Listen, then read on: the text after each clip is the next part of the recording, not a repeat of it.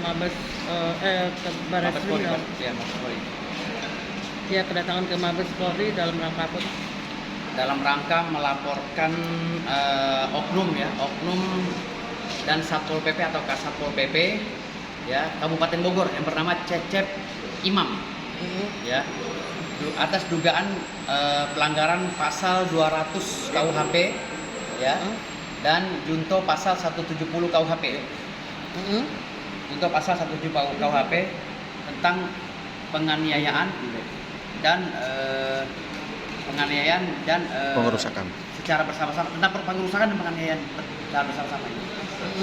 Pengeroyokan lah, karena ada barang yang dirusak, ada manusia yang dikeroyok, termasuk ini Bunda Leoni, seorang pengacara, seorang istrinya jenderal juga dibanting oleh Satpol PP.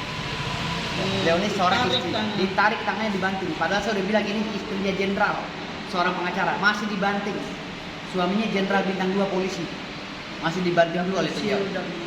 Oleh pensiun, sudah meninggal. Tapi kan biar gimana Ibu Bayangkari, dan dia seorang pengacara, tidak layaklah seorang Satpol PP ya melakukan tindakan freeman air mention terhadap istri seorang jenderal yang berprofesi sebagai pengacara, gitu loh. Dan saya juga pengacara, saya pemilik lahan. Kenapa beliau ini ada di sini? Karena ini satu tim dengan saya di Lovo. Kami ada 8 pengacara kemarin di dalam gedung itu. Kenapa kami santai-santai aja tidak angkut barang pada saat kejadian 26 Agustus hari ini 2024? Karena kami anggap kami punya legalitas, kami punya surat lengkap. Saya punya pengajuan sertifikat, NOP, NIB, gambar ukur dari BPN, surat pajak, sudah keluar semua. Lantas kenapa mereka melakukan tindakan penganiayaan, pengerusakan terhadap gedung saya? Padahal saya sudah somasi Kasatpol PP pada saat itu. Ya, karena dalam surat edaran itu salah satunya akan membongkar warung-warung liar di bahu jalan. Kan saya tidak di bahu jalan. Gedung saya ada 500 meter. Lahan saya 500 meter, gedung 250 meter, dan itu sudah ada izin. Sudah keluar NOP-nya. Lalu kenapa saya bikin sertifikat dan NOP? Karena ada usulan daripada Pemkab pada saat teguran pertama. Tolong Pak Firdaus diurus surat-suratnya, ya kan? Karena Bapak hanya mempunyai pelepasan hak dan surat tidak sengketa dari kelurahan. Silakan naikkan ke sertifikat, saya naikkan atas arahan dia. Lalu somasinya, lalu surat surat tegurannya, ya, surat peringatan dari Pemda itu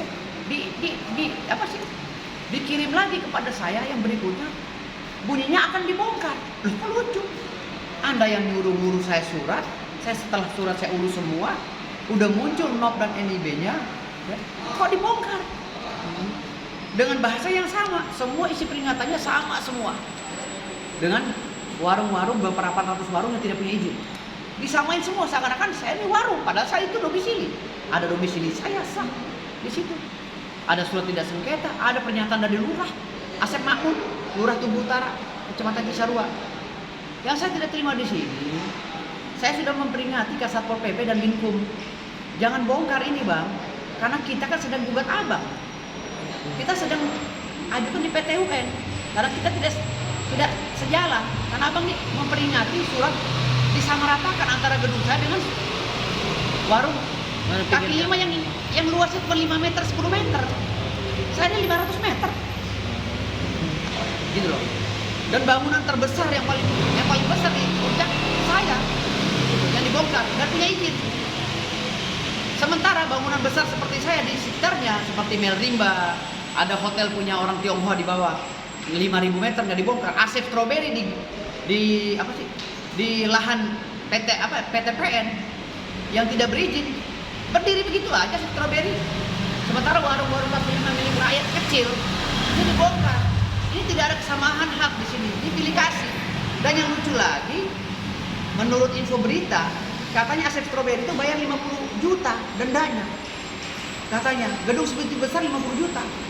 Kalau seandainya Pemkab Bogor mau denda 50 juta, saya kasih 300 juta buat gedung saya. Bukan 50 juta. Kecil sekali 50 juta bagi saya. Saya kasih Pemkab 300 juta. Bila perlu 500 juta. Kalau memang itu kewajiban untuk negara, kan gitu. Saya taat loh. Gitu loh. Kalau memang itu untuk negara, 500 juta saya kasih. Bukan 50 juta seperti Astro, Asep Strawberry. Kecil sekali gedung yang tanpa izin, Asep Strawberry. Bayar ke Pemda katanya uang ganti rugi apa? Uang apa sih namanya? Apa tuh? Bukan uang ganti rugi. Uang denda. Karena ini tidak ada izin, lalu bayar pajak, bayar denda ke Pemda 50 juta. Lah lantas saya yang berizin. Kenapa nggak dilakukan yang sama? Bayar dong saya mau bayar Asep Strawberry 50 juta, saya bayar 500 juta. Lebih tinggi dari Asep Strawberry. Kalau memang Pemda mau ngomong dari saya, asal legal ya, jangan tipu-tipu. Karena selama ini kami beberapa kali sebagai pedagang puncak disomasi beberapa kali, diperingati beberapa kali, lalu dimintain duit ya oleh oknum, nyetor, hilang lagi. Dari tahun ke tahun, sejak tahun 79 tuh semua pedagang dimintain duit. Nggak tahu duitnya lari kemana, kita buktinya ada. Dari tahun 79, dimintain retribusi apa segala, ada semua kwitansinya. Gitu loh. Nggak tahu larinya kemana tuh uang. Dan tanah itu dari tahun 79 diduduki oleh pedagang. Kalau kita mengacu pada Undang-Undang Nomor 5 tahun 1960, Pasal 8 Pasal 9, tanah itu tanah terlantar, udah digarap oleh pedagang. Ya, yang luasnya 50 meter, 10 meter, 5 meter, 20 meter. Ya udah kasih aja pedagangnya. Kalau memang perlu tertibkan, dibangunin yang bagus gitu loh. Sekarang dibangunin di rest area juga. Yang masuk bukan pedagang puncak asli kok, banyak orang susupan. Gitu loh. Tapi Bang, artinya malam ini bagaimana? Sudah, laporan saya sudah terima oleh Mabes Polri. Pasal sangkaannya adalah pasal 200 KUHP tentang pengerusakan gedung, ya. Junto pasal 170 KUHP.